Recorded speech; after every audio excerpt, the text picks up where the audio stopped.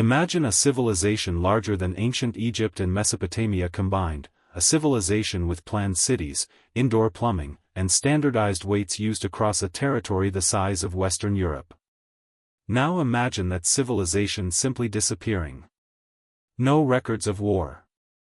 No evidence of a single ruling king. No temples to any god we can name. Just entire cities, abandoned, buried under sand for 4,000 years, until archaeologists stumbled onto them almost by accident. This is the story of the Indus Valley Civilization, and why, a century after we found it, we still don't fully understand it. In the 1920s, British and Indian archaeologists were investigating a mound in Punjab that locals had used for centuries, some even using its ancient bricks to build railway tracks without knowing what they were destroying. What they uncovered stunned historians. An entire city, Mohenjo-daro, laid out in a grid pattern more organized than most cities built thousands of years later, with straight streets, uniform brick sizes, and something no one expected from the Bronze Age, a covered drainage system running beneath nearly every home. Soon, a second city was found, Harappa, over 400 miles away, built with the exact same city planning, the same brick dimensions, and the same drainage system. Two cities, same blueprint, hundreds of miles apart. Eventually, over 1,000 more sites were discovered across the same civilization, stretching from modern-day Pakistan into northwest India. So what was it actually like to live here, 4,000 years ago? Most homes had their own private wells and bathing areas, a level of personal hygiene infrastructure that wouldn't be matched in most of the world for millennia. Wastewater flowed through covered drains into larger sewage channels, away from living spaces. Their economy ran on trade, using standardized stone weights so accurate that historians believe they used a near-decimal system, found from local markets all the way to ports connecting to Mesopotamia. Seals carved with animals and a still undeciphered script were likely used to mark merchant goods, similar to a signature or trademark today. And here's where it gets strange. Archaeologists have found almost no weapons, no evidence of a standing army, no grand palaces, and no monuments built to glorify a single ruler. Compare that to Egypt, where pyramids were built to immortalize pharaohs, or Mesopotamia, where ziggurats towered over cities in tribute to kings and gods. The Indus Valley left us almost none of that. This is where historians start disagreeing.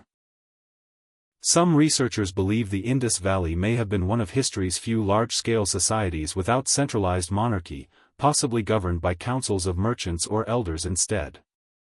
If true, it would make it one of the most unusual political systems in the ancient world. Others point to a deeper problem: the Indus script, found on thousands of small stone seals, remains undeciphered to this day.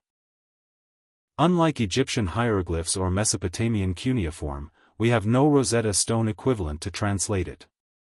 Without readable records, we don't know their religion, their government, their laws, or even what they called themselves. Everything we know comes from bricks, drains, and pottery, not from their own words. And then there's the biggest mystery of all: why did it end? Around 1900 BCE, over several centuries, the great cities were gradually abandoned.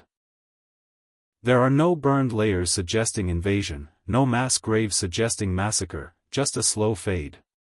Leading theories point to a major climate shift, with evidence suggesting the monsoon patterns that fed the Indus and Sarasvati rivers weakened significantly, drying up water sources the cities depended on. Some rivers are believed to have shifted course entirely, stranding cities without their water supply. Rather than a single catastrophic event, many historians now believe trade networks slowly broke down, and populations dispersed into smaller farming communities instead of remaining in cities. Here's the part that should make you a little uneasy. The Indus Valley Civilization thrived for over 700 years, longer than the United States has existed, because of a stable, predictable water source.